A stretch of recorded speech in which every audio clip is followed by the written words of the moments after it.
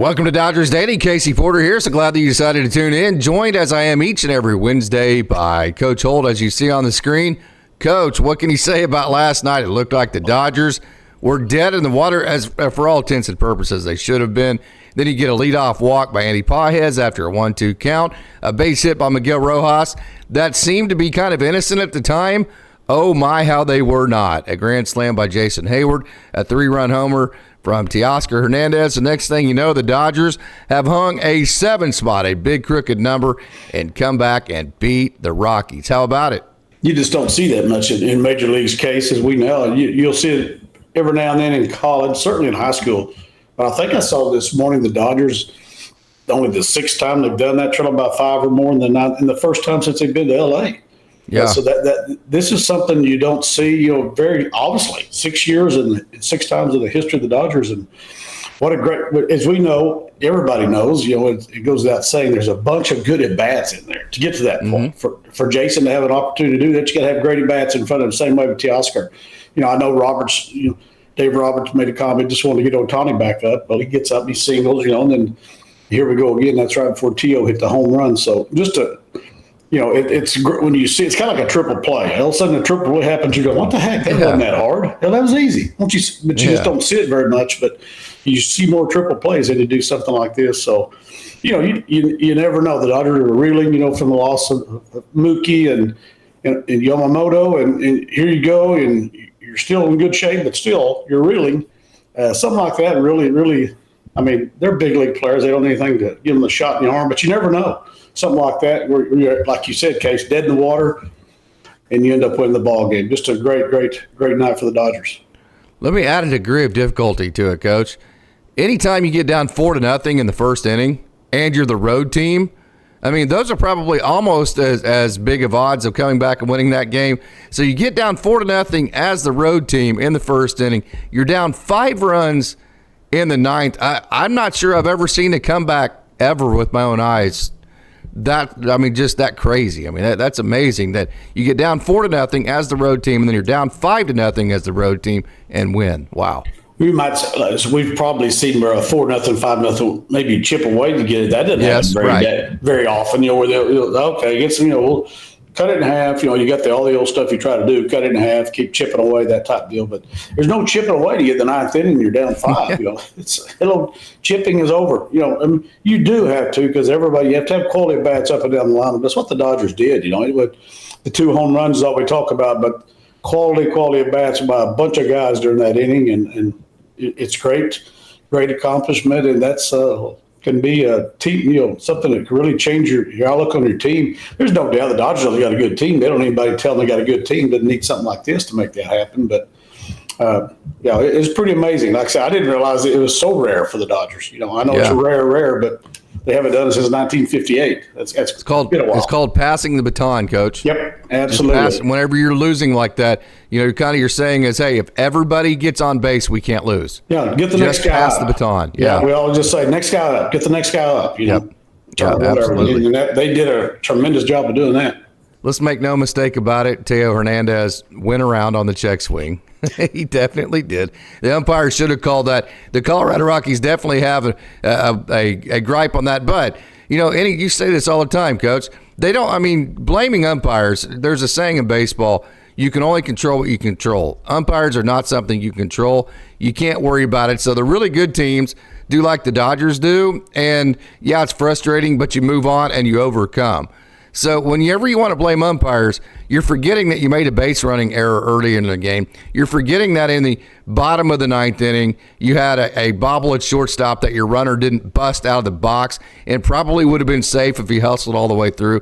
You're forgetting that you had a rookie down 1-2 in the count to start off the 9th inning. And if you just put him away instead of walking him and you get that first out, the Dodgers still down 5, that game is over. So whenever you blame umpires and all that, make it what it is with it. Of course, I said that earlier. That's my opinion of Teo Hernandez going around. There's no real black and white to that. But I will say very clearly I think he went around. That should have been the last out of the game. Having said that, that's not what cost the Rockies the game. What cost the Rockies the game were several other things that happened throughout the game. And then also, by the way, Don't give up a grand slam and a 3-run home run. Don't throw a cookie to do that with. Yep. The Rockies have absolutely nobody to blame but themselves. Blaming umpires is weak. It's the sign of a really bad team that can't overcome adversity. I know you saw this other night. I totally agree with it. We've said this before. Everybody in the game of baseball understands there's a lot of ways to win and lose a baseball game. Yes. We get that. Go back to the first inning. That's just important what happened in the first inning and ninth inning. I'll tell you what, one that hurts, one that ticked me off, I didn't even have a dog in the hunts watching Florida State the other night. They got the game won. That guy went, and the umpire said he didn't go to get the 2-run single next pitch, and Tennessee wins the game. Now they're sitting there 2-0. That was the last play of the game. That was a huge miss by the umpire. I mean, of course, it wasn't 50-50. Back in the old days case, we used to say, did he break his wrist? That was the old saying, break his wrist. I promise you, he broke his wrist and his bat was in front of the plate. But, that's the last play. That one would really hurt. But like you said, and like we've always said, you got to adjust to the umpire strike zone. If he's all over the place, whether you're a pitcher or hitter, you can't control. You can't control that or weather. You can sit around and complain about it, but, that's something that's hard for me to learn as a young coach, is that stuff you can't control. And you kind of, as you went on, going, okay, I can't do anything about it. I'll try to get the field ready if I can. And if you can't, you can't. But those sort of things happen. But no, there's a lot of ways they lost that ball game. Mainly the Dodgers had great at-bats. Mm-hmm. Yeah, I mean, and more so than anything, you just got to teach your players it's the next pitch. Got to move on. You can't dwell on something that's already happened that you can't change. What good does that do you? Yep. The Rockies dwelled on that call. They wanted to bitch and moan about it. And because of that, they had a guy that hit a ground ball to shortstop that probably would have been safe if he wasn't still visibly showing frustration and not hustling out of the box. And then to the end of the game, and then to still be mad at the umpires after you had done all that as a team and not controlled what you can control. I thought that was super weak. It was not very impressive to me. But we'll move on. You know what was impressive, Coach? The rookie, AndyPages. How about AndyPages lighting in to home run number 8? Also, here's the big one. We know AndyPages is going to hit home runs. We know that he can be a good bad ball hitter from time to time. We've also said that he's walked quite a bit and had very good plate discipline while he's been in the minor leagues. That has not shown up at the major league level till recently. My theory of that is because it's that old saying, you can't walk your way off the island. Whenever you're a rookie, you feel like you have to hit your way into sustainability at the major league level. Then when you realize, hey, I'm here to stay, now we can kind of keep getting more comfortable and becoming the player that we always have been. I think you're seeing that with the plate discipline of AndyPages. So last night, homer number 8, he drew a huge walk. The walk was as big as the home run, and then he struck out. So that's kind of the exact AndyPages you're wanting to see. Well, look at the Dodger lineup now. AndyPages, we was talking about him a couple of weeks ago. Everybody, is he going to go back down? Where's he going? Does he belong here? You look last night, he's hitting 5-hole. He's hitting 5-hole for the best offensive team, in the major leagues. You got Teoscar hitting 4th now. So because of some things that have happened, I don't think you're going anywhere if Dave Robertson's got you hitting 5-hole in this lineup. Yeah. You're not going anywhere. So there's some confidence. And like you said, Case, he'll go ahead and take your walks. Because as we know, the on-base percentage is going to be the big key for him also.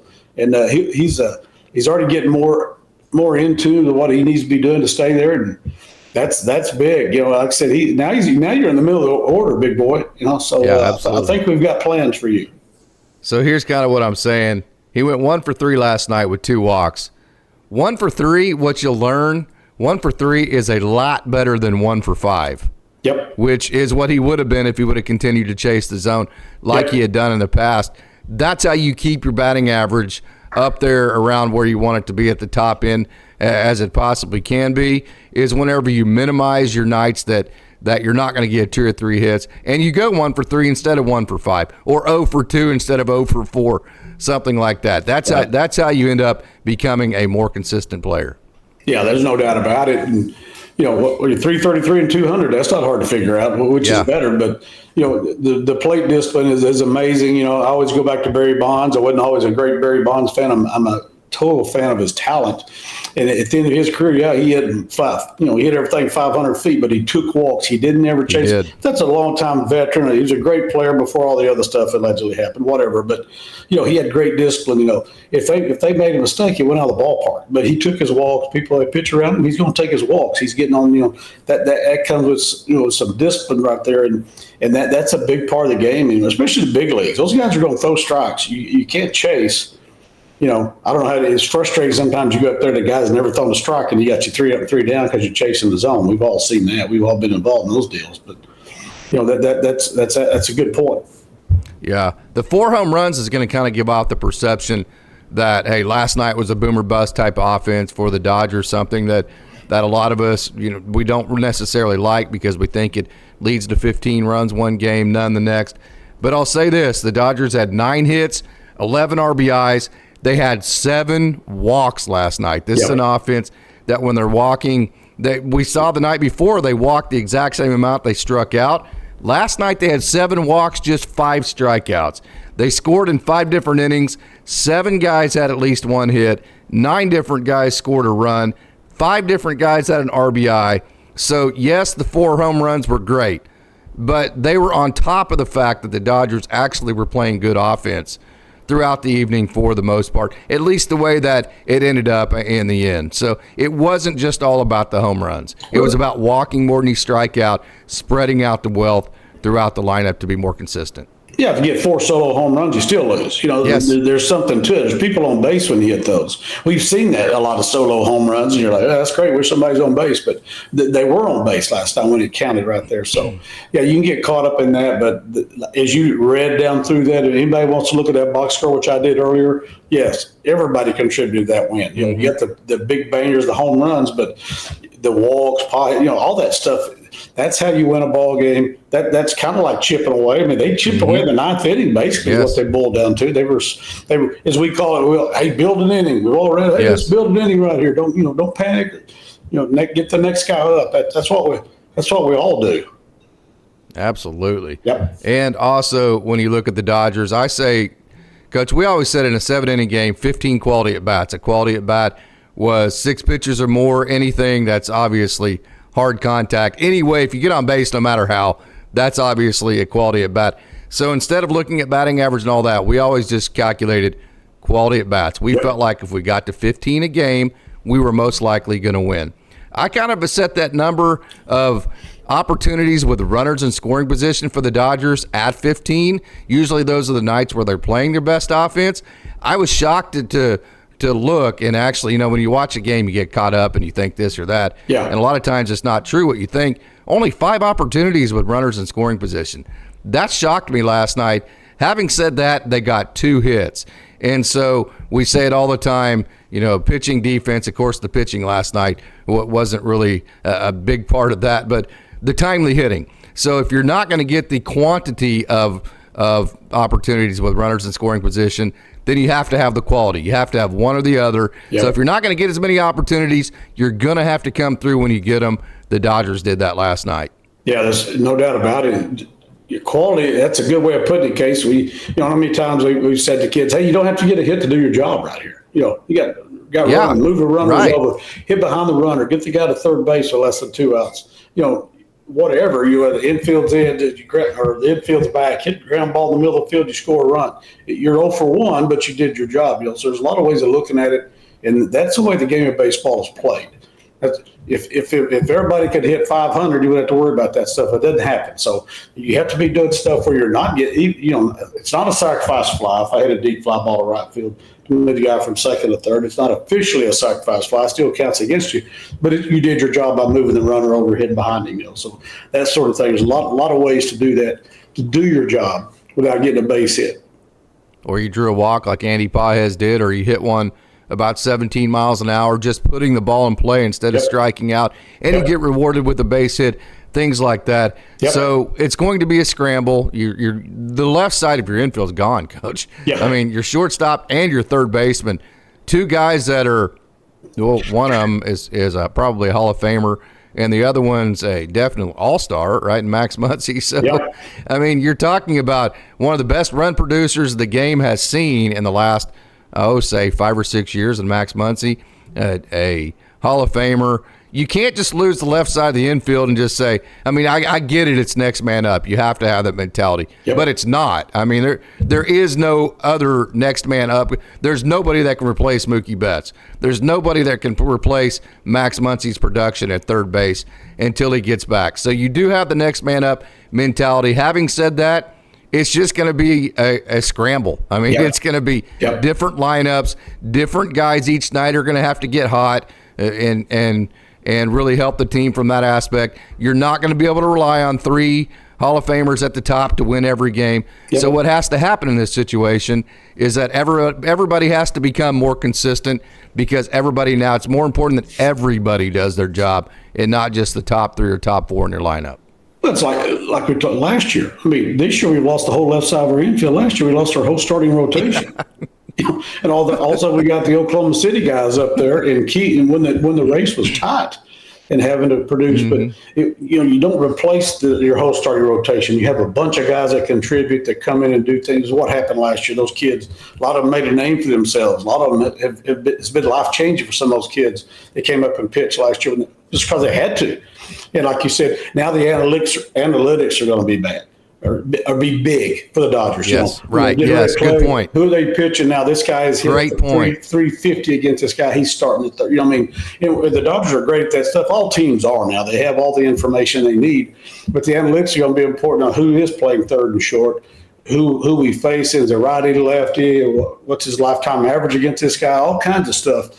The Dodgers are great at that. I know all major league teams are, but the Dodgers are really good at that type of stuff, and they'll build their lineup based off of who they're playing, who they're going against. So they switch on the mound. You probably got an opportunity. You don't have a whole lot of opportunities, but you probably got to move left to make righty or lefty type deal. And I'll give Roberts credit. He's been really good at that stuff. And like I said, he should have been the manager's year last year for what he went through. Just because he lost your whole rotation, he won it by stinking 14 games or whatever. So, they've had experience at that. Like you said, those run production on the left side of your infield, we're not even talking about the defensive part. Who cares? The run production on your whole left side, you can't replace that, and they won't replace it. But they're just going to have to do the best they can and get production out of a lot of guys at different times. Yeah, and it could be a silver lining in the sense that, of course, I'm reaching here. Don't get me wrong. There's no silver lining to MookieBetts and Max Muncy not being in the lineup. But, hey, as a coach or whenever, again, it goes back to controlling what you control. You can't control the fact that they're not in the lineup. All you can do is figure out, hey, how do we make this the best that we possibly can be? And so you start looking for possible silver linings. Silver linings is that everybody's going to realize now, like I said a minute ago, that they all have to step up. Yep. You have to be more consistent. And then also a guy like Miguel Vargas, who got 2 hits last night, gets opportunity that he might not have before. So there might be a couple of guys that get put into this equation that wouldn't have otherwise, that get an opportunity and take off with it. So there could be some silver linings to it too. Same thing with all the pitching, like we just talked about. Those guys that these guys made a name for themselves. There's guys that made their career last year because they came in and did what they did. Even if it's just a short period of time, you're absolutely correct. The silver lining there. Some guys have, Matt Holliday comes up because Larry Walker gets hurt. He never leaves the big leagues. He's in the big leagues for the next whatever years. But that's how that thing works. The next man up, and it's exciting time because we're going to see some of that. You're going to see some go. We're already seeing Pages there. Everybody's like, hey, does he go back down without Ben Warwick? Of course, there's some of the fans going crazy here. I get it. Right. But no, by the way, he's not going anywhere. He's hitting 5-hole now. And, that's kind of a big deal. So no, he's a dog. He's a dog. So he's not going anywhere. But that's his opportunity also. Now, absolutely. And they got confidence in him to do it. So that's of course Tio's a 4-hole. He can hit 4-hole. He's already proved. Definitely. He's a proven major league hitter. And that's a good place for him. So they'll make it work. And like you said, yes, there will be somebody make a name for himself. Mm-hmm. That otherwise wouldn't have had that opportunity. Just like they had for the pitchers last year. Now you see the Gavin Stones of the world. And, Pepio got a nice contract over with Tampa Bay, nice runway over there, that kind of deal. Because he showed what he could do on the major league level. Michael Grove has stayed on the 26-man roster because of it. Yeah. And I go back to case when that happened, we were in a race. Yeah. It wasn't like now a 9-game lead. Yeah. It was a 2 or 3-game lead when that all happened. So. Yeah, a lot of guys made their careers last year, and we'll probably see it again this year. That's good. Hopefully one of those guys I mentioned that becomes those silver linings is Miguel Vargas with the 2 hits. One thing he has always done really well, Coach, is he goes with the pitch. One of his hits last night was on a left-handed curveball. So a lot of times you think, oh, you got to hit the curveball the other way, right? Well, if it's left-handed and you're a right-hander, that ball's actually coming into you. So actually going with that pitch is to pull that ball to left field. That's actually going with that pitch. He did a great job with that. And then also he had a right-handed a right-hander throw a ball in the inner half to him that he pulled that ball as well. So it was really fun to see Miguel Vargas go at the pitch last night like he's always done. Hopefully he becomes a big-time silver lining for this club. Oh, yeah. Like I said, that's great to see. And opportunities guys are going to get, well, it's magnified. Everything they're going to do now is magnified for those guys that are having to fill in those positions, whether they're coming off the bench, whether they're starting, whether they're spot starting, whatever they're getting right there. They're getting great opportunities. And like I said, that's the exciting part. We always used to talk about in the summer, some of our best players here at Stillwater, the Littells and the Hassel, our better players would go play travel ball in the summer. We kept the other kids here and played 40 games with them. That's how you develop depth. And we had some kids that made a name for themselves in the summer who wouldn't have got that chance if those other kids had stayed. And that's what you have to look at. Of course, we were in development mode there. The Dodgers aren't in development mode. They're in season. They're in regular season, so they don't have that luxury. But it's kind of the same concept. You got some guys that are going to make a name for themselves over this, and that's the exciting part about it. It is. Walker Buehler, got to say, very frustrating, Coach. His first, his 4 pitches that he threw the most, the 4-seam, the 2-seam, the cutter, and the sinker, all of them had average exit velos, not top-end exit velos, average exit velos of over 93 miles an hour. 3 of them had average exit velos over 95, which that's the frustrating part. He came out early on. He was trying to be the cutter-sinker guy we've talked about in the past. He didn't have success early, gave up a couple of hits on it, then gave up a hit on a changeup. So it was like the thing that was – I don't know how to put it. I don't know what word I'm looking for here. But frustrating, I think, is the word that I'm going to use in this situation, was that no matter how he pivoted, you have all these pitches in your bag. We talk about the Gavin Stone. If this isn't working or that's not working, how do I need to pivot to get outs for that night? Walker Buehler has been able to do that okay at the major league level at this point. So even in pivot last night, nothing worked. All of his pitches were getting hit. That's when you leave the ballpark at night going, oh, man, I'm not exactly sure where this thing's headed. That was the disappointment for me last night in his outing. It wasn't like he was just walking people and you go, okay, well, he starts throwing strikes, he'll be all right, this and that. It was like, dang, they just hit him and they hit everything he threw up there. So that was kind of one of those disappointing moments last night for me. Yeah, and it's not just about throwing strikes, especially on the major league level, because there's a lot of guys that can hit strikes, and they're going to hit strikes no matter how hard it's thrown. I try to give him some leeway. We've talked about before. He's really working himself back into shape in game mode. He didn't have that many starts, the rehab starts, honestly, and he's coming back. I thought last night was a setback, though, Coach. Okay, I really did. That's what I'm saying. His rehab is going on while he's at the major league level. Yeah. Not that he would still be in the minor leagues doing. I'm not saying that he still wouldn't be doing rehab starts, but let's face it, he's rebuilding himself. He's had to rebuild himself, and here we go. And that wasn't a good. That, as you said, maybe took a step backwards last night. So we'll see moving forward how he responds to that and how things turn out for him. Too much of a talent for it to. Yeah. You'd be so sad if he never got back to where or even close to where he was. I think that puts more of an onus on Bobby Miller and getting incorporated successfully, because now, I mean, the future of Walker Buehler, especially for this year, we all think that he's going to figure it out and become the Walker Buehler that we can trust in the playoffs. We all think that, but we don't know that. You can't guarantee that. That puts an onus on Clayton Kershaw, Clayton Kershaw, Bobby Miller, who gets the ball tonight, to incorporate back in successfully and maybe faster than you hope they have a runway than you hope they might have. But I do think it does put an onus on Bobby Miller. Well, I mean, we probably hadn't talked enough about Yamamoto's out. Up to this point, he's been one of the top Dodger starters. We talked Mookie but Yamamoto went out about the same time he did. So now, like you said, Case, now the rotation.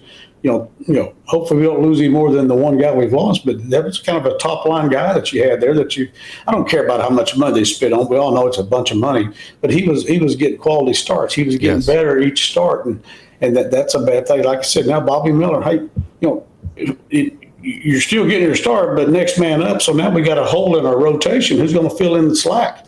Somebody's going to have to step up on the back end. Somebody's going to step up on the front end there. So it'll be interesting. But Miller has talent to do it, and he's had good progression to this point. We'll see how it proceeds from here forward.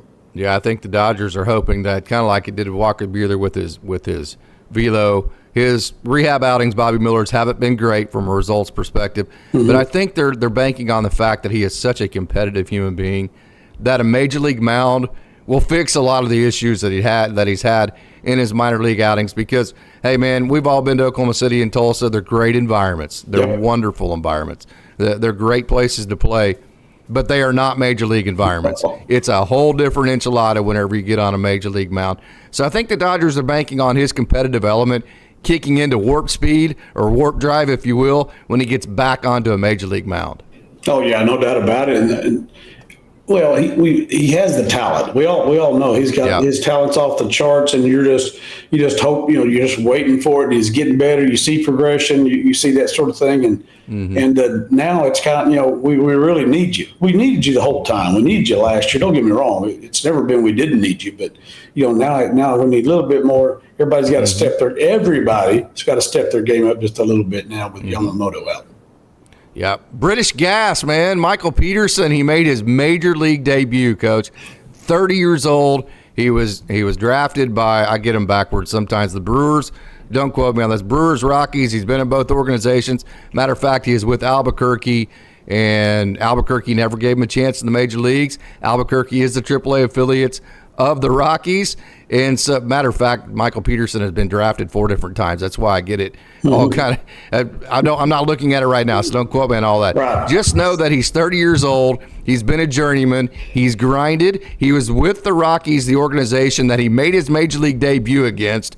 They didn't give him a chance, and he got the win. I know he gave up the 1 run in 2 innings, but he got the dub against the team that didn't give him the chance. So now, instead of being with the Rockies organization stuck in Albuquerque in AAA, an organization that is not having success at all at the major league level, now you're in an organization that may be the favorite to win a World Series, and you're actually getting to pitch in the major leagues too. How about that for British gas, Big Mike, Michael Peterson? You got to love that, man. That's great for him because he brings it, even though the Dodgers are down and everybody, not everybody, but a lot of people are assuming the game's over, for sitting there watching it, and you bring him in. But so he could have come in there and just kind of, I'm just, whatever, laid it in there and gave up 4 runs, and then you don't have a chance. But no, it's him, his chance, his opportunity, his first time, and it's against the Rockies. So he brought a little extra juice with him too. And then you look back, you're not going to win the game if he don't do that. Correct. I know he gave up 1 run, but he also could have gave up 5 runs because he was nervous and he hadn't been a big leaguer before. So a lot of credit to him and congratulations to him on that big league debut against the team that wouldn't give him a shot. Got a W, so that's good. What a story that is, and he's such a good dude. He's going to fit in perfectly. I kind of compared his mentality and just his personality to Teo Hernandez, how he's just always smiling. He's always having fun in the game. He's a guy that you would want to be around for 6 months at a time, which you have to be in a dugout. So I just kept finding myself last night watching a pitch going, okay, Mike, slow down. Breathe. Don't get ahead of yourself here, because if you do, then the ball's going to end up in the dirt, or you're going to just slow down. Get your feet underneath you, breathe, and then let's throw the next pitch. Let's execute the next pitch. Then when you execute that pitch, get the ball back, slow down, breathe. Let's execute the pitch after that. I just kept finding myself in that grind mode last night. It was so fun to watch. Great credit to him. That means a lot to front office people, managers, you and I as fans. A guy who's 30 who stuck with it, because we've known personally guys who didn't stick with it. Were, that just like, ain't gonna make it. I'll go do something else. And I got screwed them, that kind of deal. Yeah, I don't know that I blame them for that. I'm not saying I probably would have been the same way, but a guy who's still going, no, I'm gonna do it somehow or another. I'm gonna get there. That's awesome. Those are always great stories. So 30 years old, the first time in the big leagues, that's awesome. Congratulations. The home runs were great. The comeback win was great. All of that was fun. The Dodgers are going to win the NL West. I already knew all that. Yep. By far the best part of the night for me was British Gas getting that dub and getting his major league debut. I'm still on cloud nine about it. It's just such a celebration, man. It's just a celebration when guys get to do that. It's like when Ricky Vanasco got to do it. He provided a quote for Dodgers Daily, and it was, "Hey, only if this moment lasts for 5 minutes, all of the grind that I put in this game became worth it once I got to go onto a major league mound." It is that big of a deal to these guys. With me and you, I'd give anything to step in a major league uniform and I don't care if I just got one inning, Yeah. It's kind of like the Field of Dreams, you got one at bat at big league. Okay, give me one at bat. You know what I'm saying? That is such an awesome deal. And I was watching the game last night. I guess the guy for the Yankees brought a first baseman up. He got his first major league game. He got a hit, and the smile on his face. You see his family up in the crowd. That's priceless, man. The other teams throw the ball in the duck. I mean, it's just everybody celebrates it. And that's a beautiful part of baseball that we get that. Having said that, Case, last night, even though I'm a Dodger fan, I'm a baseball fan from the 60s. Willie Mays passed away. It's hard, man. That's one of my as a child, I was a Dodger fan, obviously, but I love baseball players. And he was one of my heroes. First 5-tool guy probably ever in the big leagues. An amazing guy, an amazing person by all accounts. And Willie Mays passed away last night at 93. So tip the cap on a great life, Mr. Mays, and rest in peace, sir. Yeah, we're talking about celebrations. Let's celebrate him. That's just a wonderful life, and he just was an absolute unbelievable role model, great baseball player. His greatness went way, way, way beyond baseball. Yeah. He impacted way more things than just the game of baseball. So definitely, it's very sad when people pass on, but it's definitely a celebration of a human being that will never be forgotten on this earth. So I'm so glad you brought that up, Coach. But hey, this has been a lot of fun talking to you, Coach. Great looking at your face there, and I love you. So thank you so much for joining. Love you too, man, and great night for the Dodgers, like I said, and a night of celebration of Willie Mays' life from this point forward in Major League Baseball, and everybody feels the same way about him. You'll never hear anybody say a bad word about him from what I've heard. So it's a great night for the Dodgers, and we're celebrating, and go Dodgers. Hey, stick around, make sure, because on deck we have our Down on the Farm segment. We have Jackson Ferris, we've got Hunter Fiducia, we got Trey Sweeney, we got DiegoCartaya on the docket tonight. We also have an inside the park home run, and we have a home run dead center that went over the batter's eye. So we have a great Down on the Farm segment, so stick around for that. So with that, let's not waste any more time. Let's get right to it, and let's take a trip down on the farm.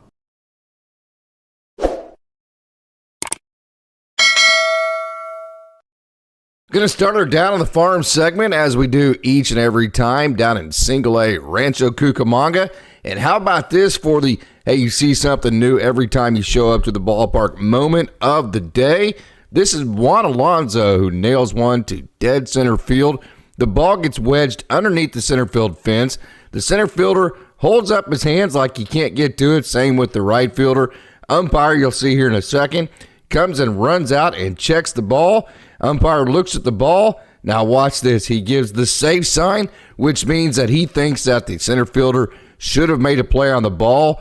Good job, Juan Alonso, for continuing to hustle around the bases, who got an inside the park home run.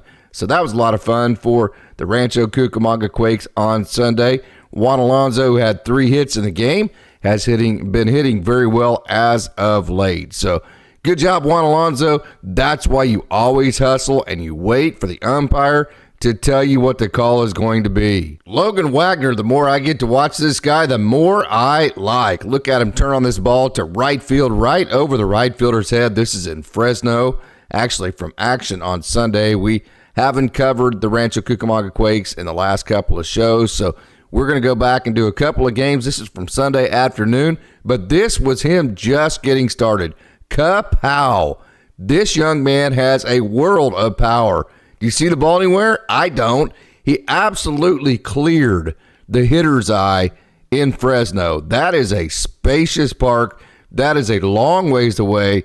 That is an absolute bomb. And then he hit another one to left center, and then he also hit another home run. He was a triple shy of the cycle on Sunday. Juan Alonso has been absolutely Logan Wagner, I should say, has been absolutely killing the baseball. 2 home runs on Sunday, 4 hits total. And at that point, he was 6 for his last 9. Ton of power to straightaway center field, Logan Wagner. Jackson Ferris had a performance last night that should have ended up results-wise a lot better than it did. He tried to extend all the way through 6 innings. Through 4 innings, he was absolutely dominant. Through 4 innings, he was very efficient as well. He made it through 5 scoreless and then tried to extend, 5 1/3 innings as the longest he's gone all year. He's done that a lot of times lately. I bragged a lot on Jackson Ferris, how he's added a lot of length to his performances. Well, he tried to even add to that by going 6 innings last night and then ran into some trouble in the 6th inning, lost some command, walked a guy, gave up a home run, walked another guy. Next thing you know, they had given up a 4 spot there in the 6th. But hey, like I say, in the minor leagues, it's all about the process.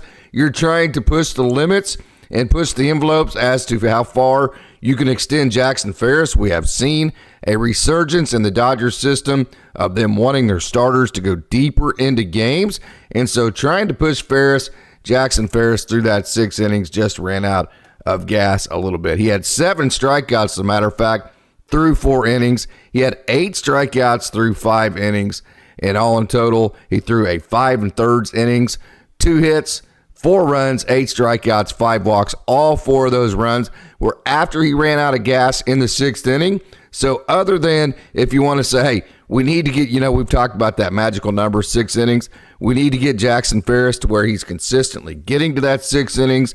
Other than that, through the first 5, everything was just simply fantastic for him, for the young, exciting pitching prospect, a left-handed pitching prospect in the Dodgers organization, Jackson Ferris.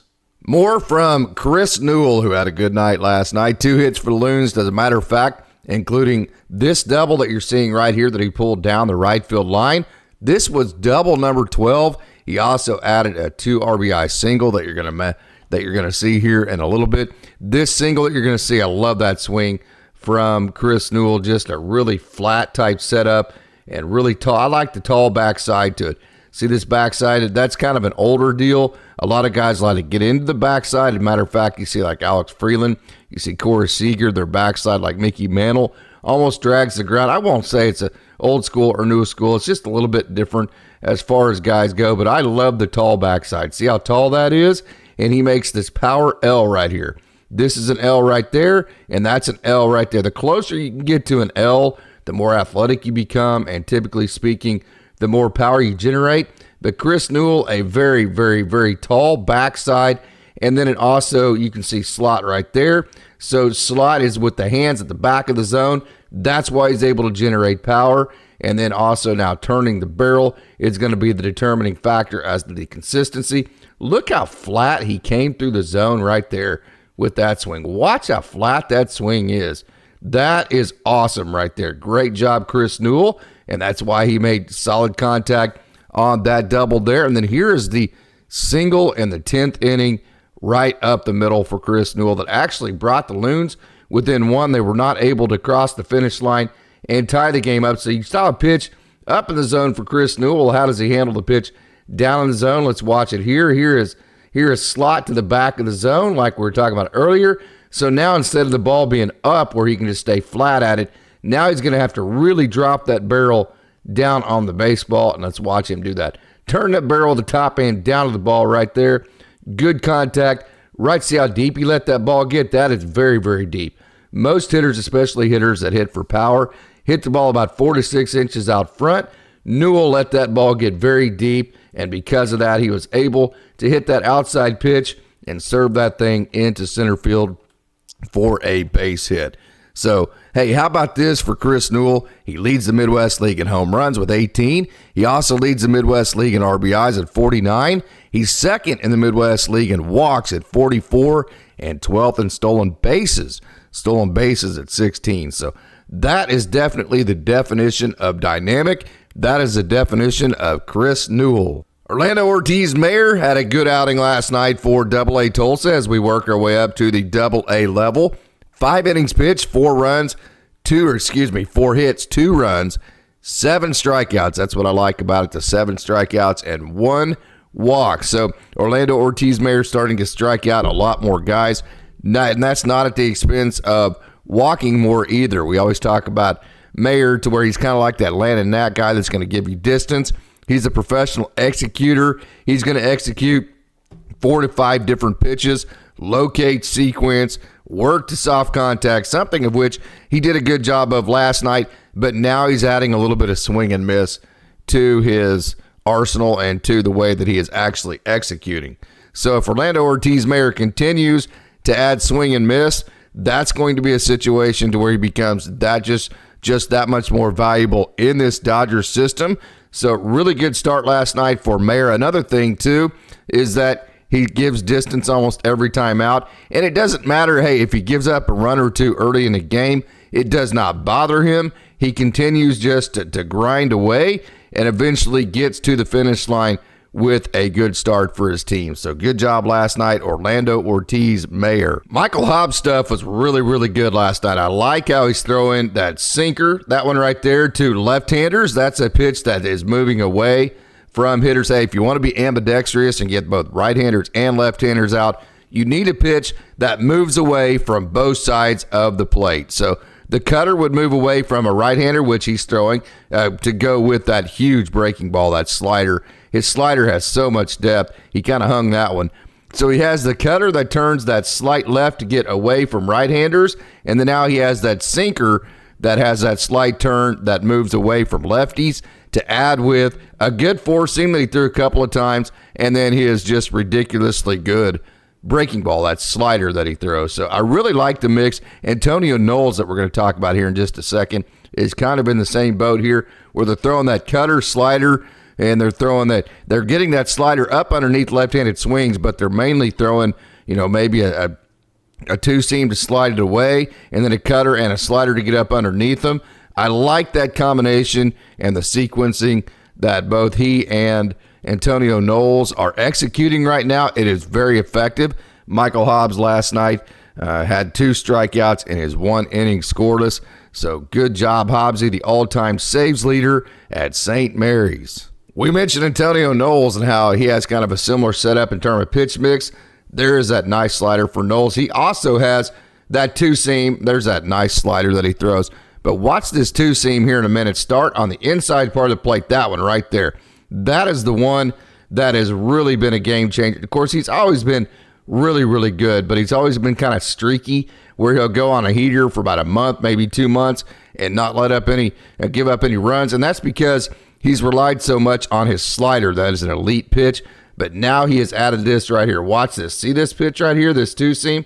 That starts way, way, way behind a lefty. It looks like a ball, even right there, that looks like a ball way off the plate inside. And that ball, the hitter is already having to make a swing decision even before this, but you can see the hitter's eyes on the baseball right now. There is no way that hitter thinks that ball has any chance at being a strike. And then watch this. Whoop, right back over the plate. We're going to, right here, watch this.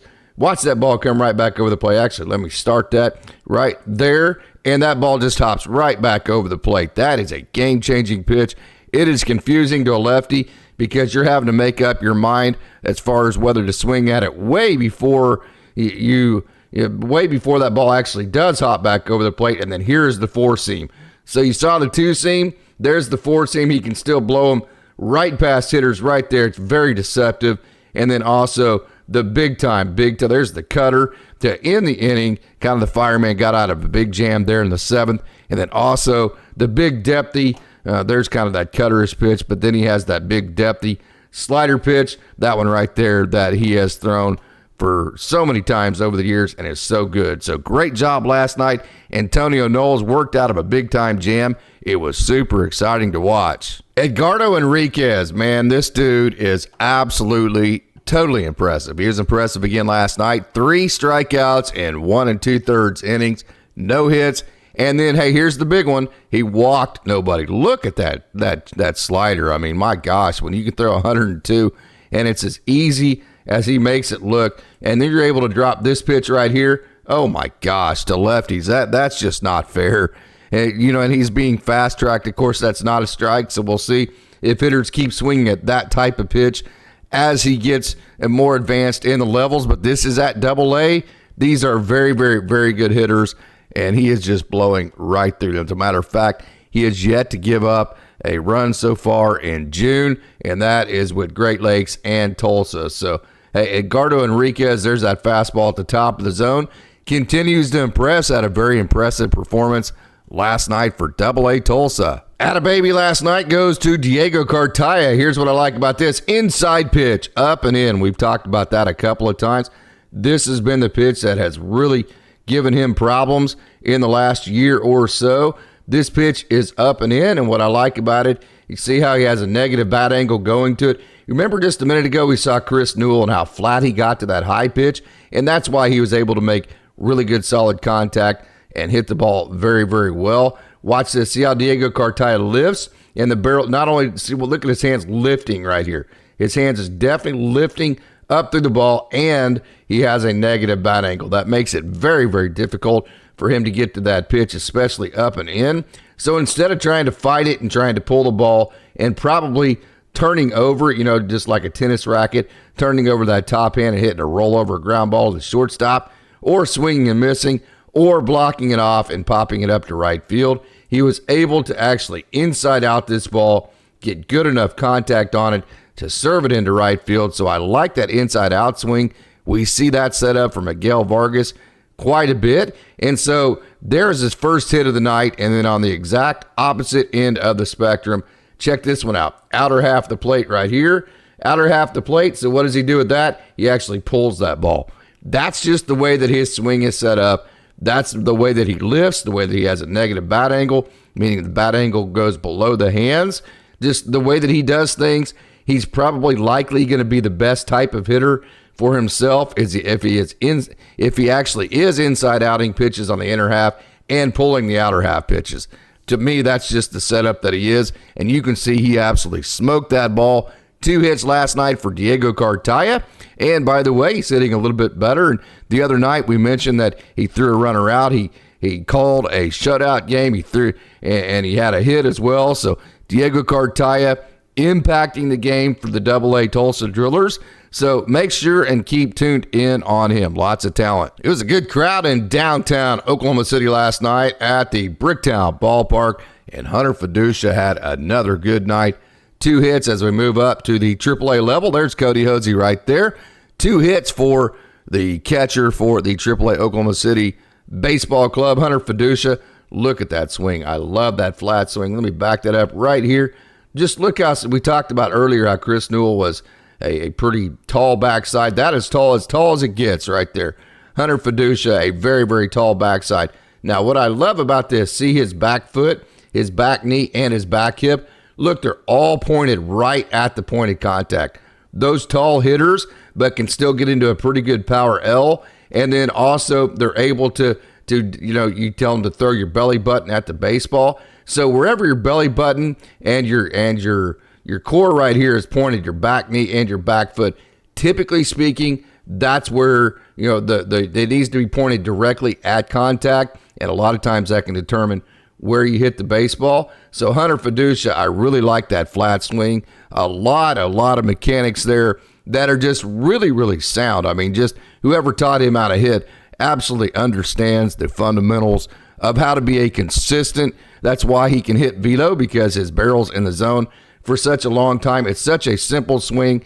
And then also, as we check it out one more time, look how direct to the ball it is right here. Watch it. There's absolutely no wasted motion. His head absolutely does not move at all. And then just look how direct his barrel goes to the ball right there. I mean, that is as short, compact, and direct to the ball as you could possibly make a baseball swing. So I love that swing from Hunter Fiducia. Trey Sweeney, who we're also going to talk about today. Very similar setup, very similar type swing. Great job, Hunter Fiducia.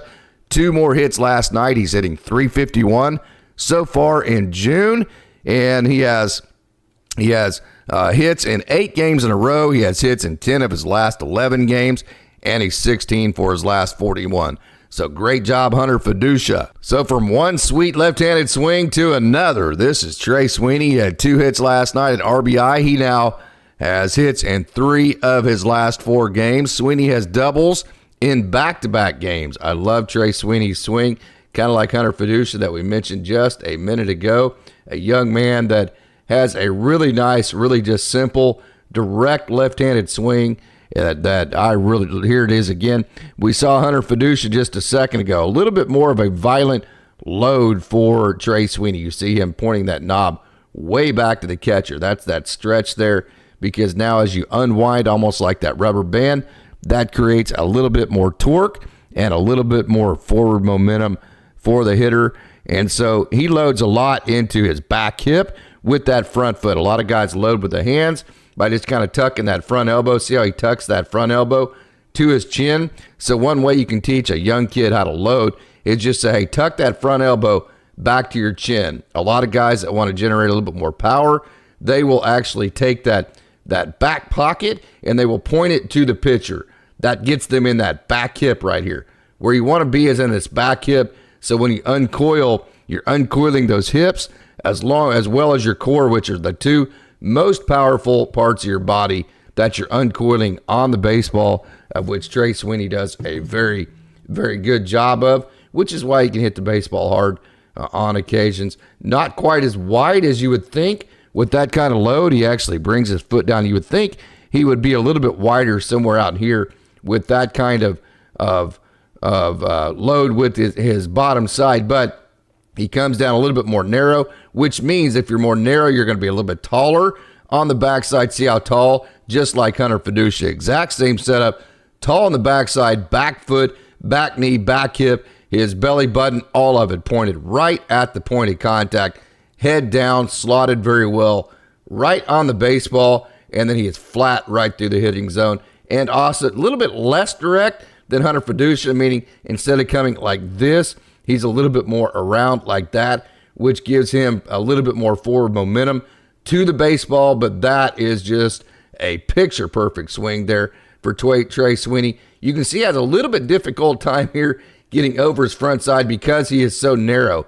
Matter of fact, he has to flex out a little bit sooner than most hitters do. It would be interesting to see what would happen if he spread out his swing after he dropped his front foot to see how that would work for him. But hey, who am I to say Trey Sweeney has a very sweet swing, and he is a very good offensive player. So, hey, super excited to see him have another good night last night. 2 hits for AAA Oklahoma City, an RBI, and now hits in his last 3 out of 4 games. Doubles in back-to-back games, and 5 total bases in his last 8 at-bats. So good job, Trey Sweeney.